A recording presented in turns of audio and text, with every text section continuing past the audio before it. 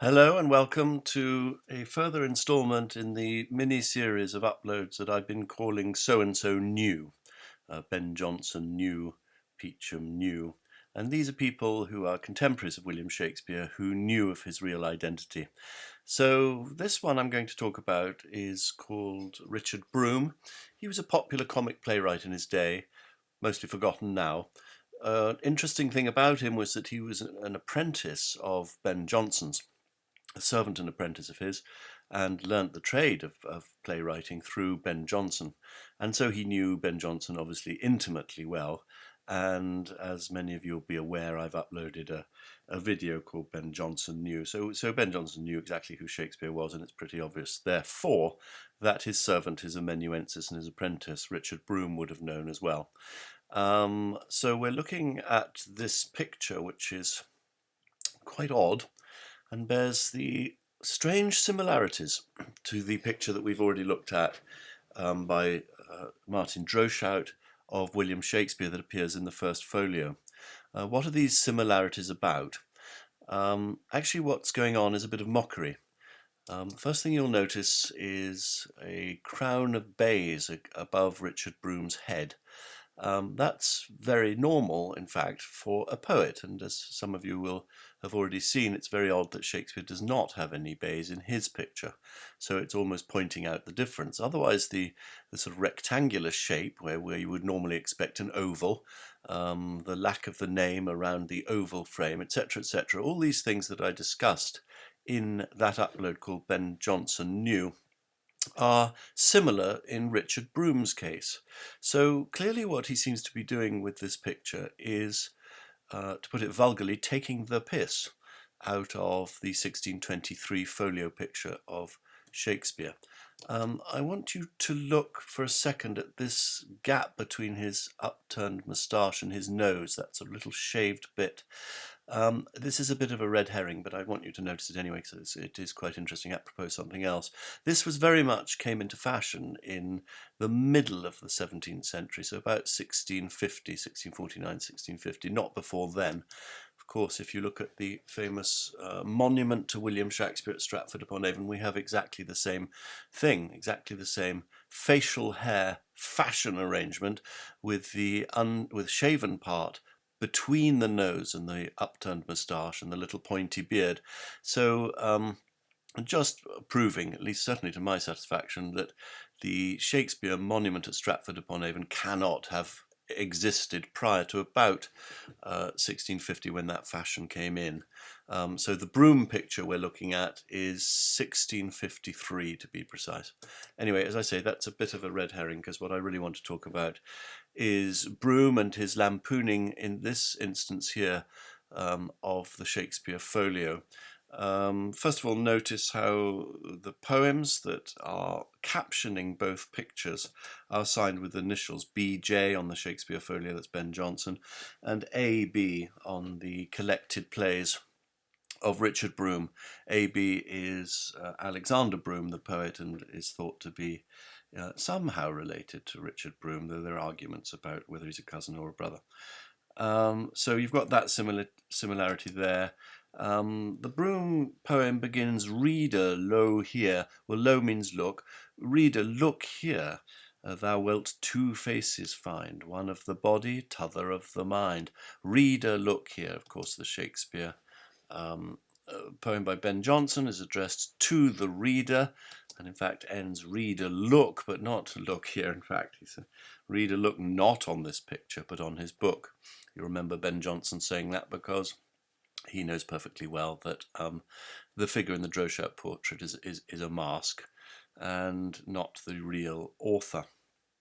So if we go back to the poem underneath the Brome picture, this, i.e. the picture, by the graver, that means the engraver, "This by the graver so, that with much strife we think Brome dead, he's drawn so to the life." Well, obviously that's a joke. Brome has recently died, and he's saying the picture is so good and since he's dead, it looks as though he must be dead. The picture is so good that it looks as if he's a dead person. But that's just a little joke. But listen to the rhythm and the words being used there. This by the graver so, that with much strife we think Brome dead, he's drawn to the life, is absolutely clearly parodying the Ben Jonson poem for Shakespeare, wherein the graver had a strife with nature to outdo the life. So there's a little bit of laughter, mockery. And the Brome poem goes on, that by's own pen done. Now that's interesting because you can see he's put a little comma where instead of HI for his, so he's got rid of the word his to put by's in order to put that stress on the word own, by his own pen's done. Obviously he's pointing out that Brome was actually the writer of these plays. That's why he's got a laurel above his head, unlike Shakespeare, and by his own pen's done. He actually did it himself, i.e. in sharp contrast to the poem and the picture that they're parodying of the Shakespeare first folio. Okay, what I want to look at in a little bit of depth is a small scene from the Antipodes by Richard Brome. You'll see, according to this title page of 1640, that it was acted in the year 1638, and we have the author, Richard Brome. Quite odd way of putting it. You would normally have by Richard Brome. The author, again, might be a slight sort of parody of Ben Jonson, to my beloved the author. You'll remember in huge writing, Mr. William Shakespeare in tiny writing. The author, again, saying he jolly well wrote it, and it's no pseudonym. Okay, the little scene I want to look at passes between Blaise. We're looking at the dramatis personae of this play. Blaise, who is described as a herald painter, and Leetoy, who is described as a fantastic lord. So let's turn to this scene and see what relevance it has to the Shakespeare authorship question. We have Blaise saying to this Lord Leetoy, I know, my lord, your house in substance is an amphitheatre of exercise and pleasure. Lord Leetoy responds, not unboastfully you'll notice, Sir, I have for exercises fencing, dancing, vaulting, and for delight music of all best kinds, stage plays and masques and nightly my pastimes, and all within myself, my own men are my music and my actors. I keep not a man or boy, but is of quality. The worst can sing or play his part on the viols, and act his part too in a comedy, and for which I lay my bravery on their backs, and where another lord undoes his followers, I maintain mine like lords, and there's my bravery. So he's essentially boasting, and he's saying that all of his servants, he loves plays and music so much that all of his servants, even the ones who just supposedly are there to bring in the dishes or clean his clothes, are trained to be actors and musicians, and so every night he can have a wonderful play put on by his servants. Now, this is the bit I want you to look at. Immediately follows it. Stage instruction, hautboys. That means oboes. It's the old way of talking about oboes. So the stage instruction says, oboes, a service as for dinner, pass over the stage, borne by many servants, richly apparelled, doing honour to Lord Leetoy as they pass. Now tell me, Blaise, look these like pedlars' men? Blaise responds, rather an emperor's, my lord. Now listen to what Lord Leetoy says. I tell thee, these lads can act the emperor's lives all over, and Shakespeare's chronicled histories to boot. And were that Caesar, or that English Earl that loved a play and a player so well now living, I would not be outvied in my delights. Now, what is he actually saying here? He's actually making two totally equal and parallel points, and I'm going to just unpack these 5 lines so that you understand them very clearly. The first point, these lads, i.e. his servants, who are serving the dishes, these lads can act the emperor's lives all over, and were that Caesar now living, I would not be outvied in my delights. So what is he talking about? Who is that Caesar who is dead, who is obviously so good at acting the emperor's lives that he could represent a challenge to Leetoy's servants? Well, it's pretty obvious who he's talking about. He's talking about the Emperor Nero. Nero is, of course, that Caesar who not only was a prolific poet and musician, but also, much to the disgust of his many of his followers, he actually acted upon the stage. So the point being that if Nero were to act himself, reading his own poems in the history of the Caesars, history of the emperors, he would be probably the best person to do it. But Lord Leetoy is saying, no, he's not the best. My servants could do it even better.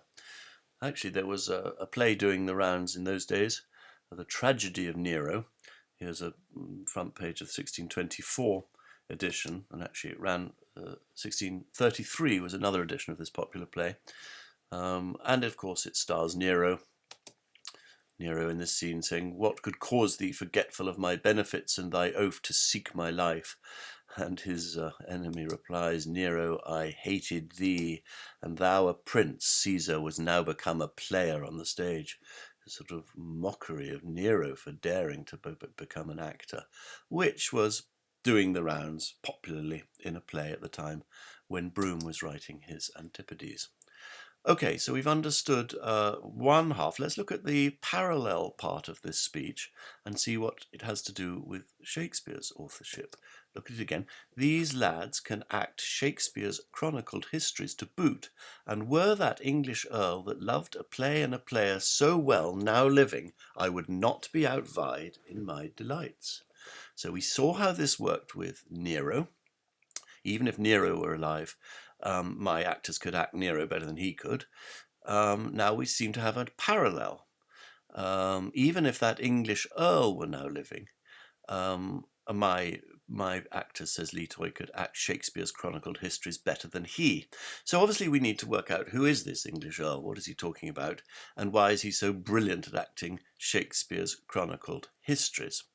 Well, we know from the description that he is an English Earl who loved a player and a player so well, and were he now living, i.e. he is dead, so we know a little bit about him. So could he be William Earl of Derby, who we know wrote some plays and had a troupe of actors under his command? No, he couldn't, because William Derby died in 1642, and this play, as I say, was put on in 1638, and so therefore he was still alive, so he does not fit the description. Nor, of course, does William Stirling, Earl of Stirling, William Alexander, Earl of Stirling. He died in 1640, so again, although we know that he did write plays, he's too late, and anyway, he's not even an English Earl, he's a Scottish Earl, so he doesn't count. Well, I'm sure you can see where this is all going. It's kind of pretty obvious. The English Earl, who was definitely dead in 1638, who loved a player and a player, and is actually very closely indeed associated with Shakespeare, is of course Edward de Vere, Earl of Oxford, who died in 1604. We know perfectly well that he was a dramatist, according to contemporary record. We are told that his comedies and interludes deserve the highest prize in perhaps the most important book of its time about poetry, The Art of English Poetry, published in 1589. And we know from Francis Mears that he is listed first on a list of 17 English playwrights as best for comedy. We also have some interesting little bits of evidence about Edward de Vere putting on productions, acting. Fulk Greville described him as a passionate actor, slightly sneeringly, I have to say, in the same year as Gilbert Talbot and Michel de Castelnau, who was the French ambassador in London, described Edward de Vere dancing in an extraordinary production at court, dancing out of a shipwreck. John Davis of Hereford talks about this actor who is much more worthy than he is in a poem called Speculum Proditory, which links again to a poem about Shakespeare, about someone who acted in sport. And we have a wonderful description from Charles Arundel of Edward de Vere, acting almost like a director and teaching him how to say a poem and how to say the words and the lines. It's important to realise too that we have a lot of evidence of this English Earl who loved a player and a player so well. All of these actors, some of them famous in their day, John Dutton, Lawrence Dutton, were very famous brothers, all actors who came directly in the service of Edward de Vere. Robert Leveson, Thomas Chesson, Robert Armin, of course, the famous clown, Jerome Savage, and Richard Tulton, another famous clown who is supposed to be the skull of Yorick in Hamlet. All of these we have evidence to show that they worked directly under the patronage of Edward de Vere, and obviously there were many, many more than those, as you're about to be aware, but we don't necessarily have their names. Another interesting fact of Edward de Vere was that he loved a play and a player so well that all of his secretaries appear to have been dramatists or playwrights. Thomas Nash, Thomas Watson. We don't have any plays of his, but we have two references, contemporary, saying he was writing plays. Anthony Munday was a famous playwright in his day. Robert Greene as well, who worked with Nash. John Lilly, very famous playwright of the 1580s, perhaps the most famous playwright of the 1580s.